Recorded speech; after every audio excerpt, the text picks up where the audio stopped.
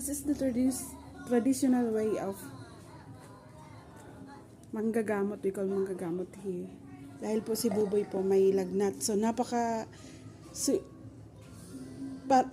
napaka-believable po yung nangyari kay Buboy. Sobrang taas ng lagnat niya. And ngayon, sobrang wala na po siya. Sobrang mild na po siya dahil sa ginawa ni Ate Glo.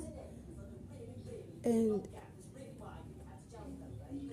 ganitong pangyayari ginagawa sa aming baryo nandun sa Bicol. Ganito din po. Yan.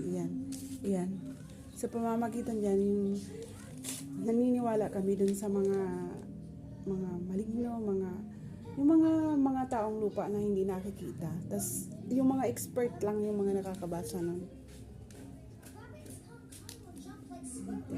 Kasi po hindi ko na,